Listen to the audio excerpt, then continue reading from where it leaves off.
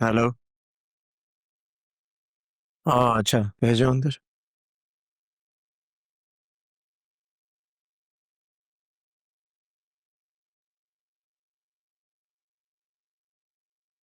मलिया, तुम मेरे ऑफिस में? मुझे तो यकीन नहीं आ रहा। यकीन तो मुझे भी नहीं आ रहा behzad। बेटे की मोहब्बत में तुम मेरी मजबूरियों को इस तरह से नजरअंदाज कर दोगे। समझा नहीं मैं। मैंने तुम्हें मना किया था कि निम्रा के बाबा से बात मत करना, तो फिर तुमने निम्रा से उनका नंबर क्यों मांगा? I am sorry.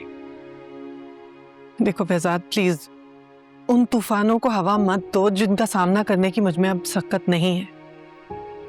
हम बैठकर भी बात कर सकते हैं, बैठ जाओ।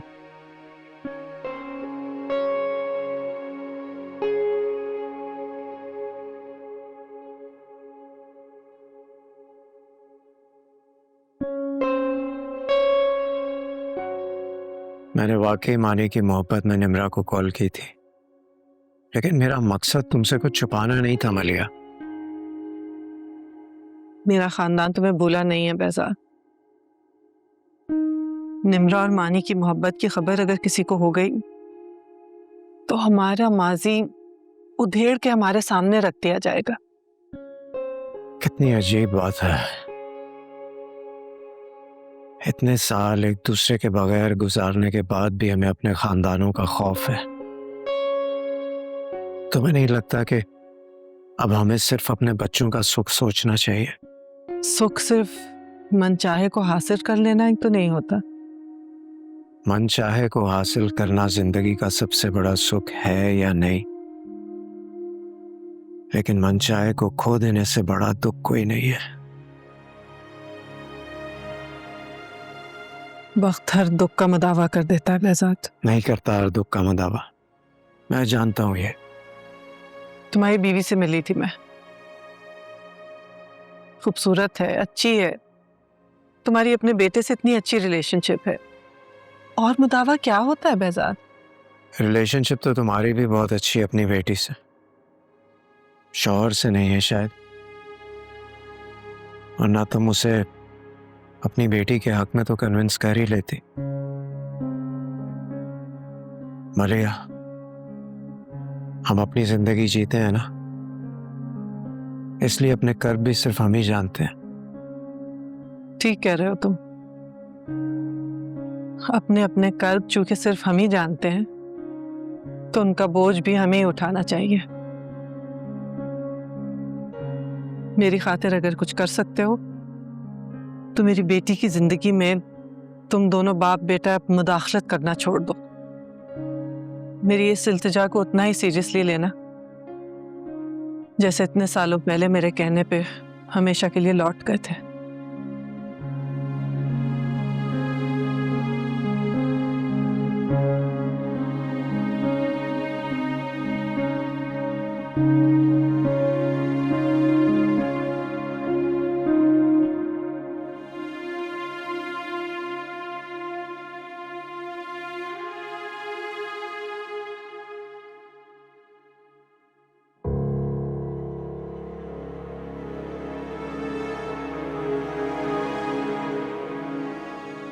वो मानी जो कहेगा मैं उसकी बात मान लूंगी।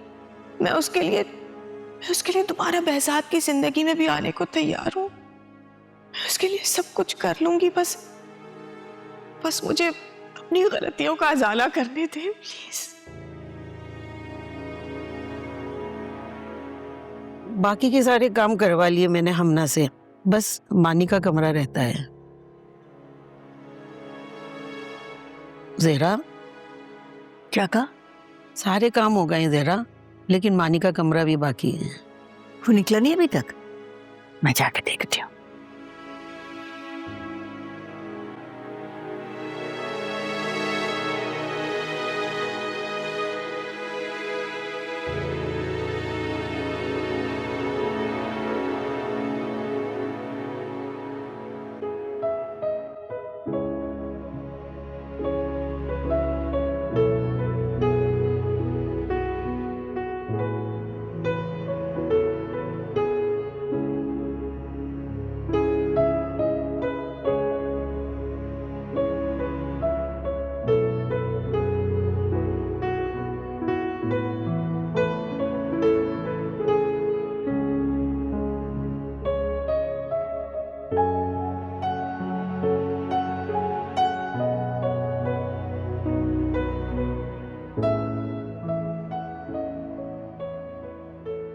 खुद को मसरूफ करोगे तो खुद को परेशानियों से निकाल पाओगे बच्चा।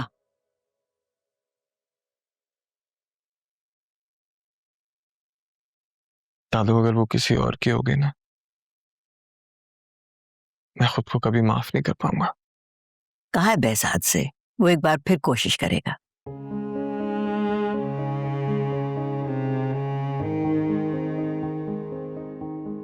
दादू एक बात पूछूं, सच सच बताएंगे? ऐसी कौन सी बातें पूछो।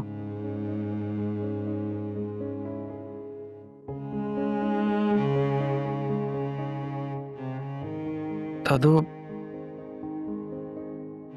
क्या पापा भी किसी से मोहब्बत करते थे? क्या फजूल बातें कर रहे हो हैं? मैं तो तुम्हें कहने आई थी कि जान छोड़ो इस कमरे की भी, यहाँ सफाई करनी है, डस्टिंग करनी है, निकलो। कल आप पापा से यही कह रही थी ना कि आप नहीं चाहती कि पापा की कहानी दोबारा दोहराई जाए।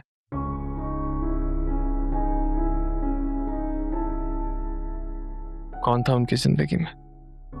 दानिया के सिवा कौन होगा? बस खुदा को उन दोनों का साथ मंजूर नहीं था। दानिया को जिंदगी से निकाल के behzad ने खुद को बर्बाद कर दिया। दादू, मैं बच्चा नहीं हूं, प्लीज। पापा के चेहरे पे मैंने मम्मा को खो देने का पछतावा कभी नहीं देखा, और सच तो यह है कि वो डिजर्व भी नहीं करती। तो फिर पापा ने अपने सीने में कौन सा दुख छुपा के रखा है दादू? प्लीज मुझे बता दे। दिमाग खराब हो गया तुम्हारा। तुम्हें तो लगता है सारी दुनिया तुम्हारी तरह मोहब्बत को रोग बनाकर बैठी हुई है। behzad की जिंदगी में कोई रोग नहीं है। तो फिर खाए मेरी कसम कि आप सच कह रही हैं। भाई तुम तो बहुत ही तंग करने लगे हो। ऐसी बातों पे कोई कसमें खाता है? तो फिर बताएं ना दादू, कौन थी वो जिनको खो देने का दुख मैंने हमेशा पापा की उदासी और खामोशियों में महसूस किया है? अरे खुदा ना करे कि मेरा बेटा उदास या खामोश हो। उसकी जिंदगी तो सारी रौनकें तुमसे हैं। दादू प्लीज प्लीज बात को मत बदले, प्लीज। बस ना समझी की उम्र में इंसान गलतियां कर बैठता है। उसने भी तुम्हारी तरह किसी से मोहब्बत कर ली थी, और behzad को मोहब्बत का झांसा देके उसने किसी और से शादी कर ली। शुक्र है दानिया ने सहारा दिया था उस वक्त behzad को, वरना behzad तो उस बेवफा की वजह से बिल्कुल ही टूट चुका था। बड़ा कमजोर सहारा चुना पापा ने अपने लिए। जिन बातों को जानते नहीं ना, उनके बारे में राय नहीं देनी चाहिए। और वैसे भी बच्चे माँ बाप के माजी के बारे में बात करते हुए अच्छे नहीं लगते। चलो उठो, बाहर चलो। क्या उनका नाम मलिया था?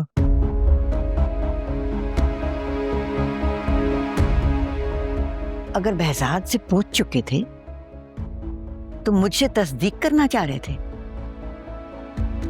पापा ने कुछ नहीं बताया मुझे।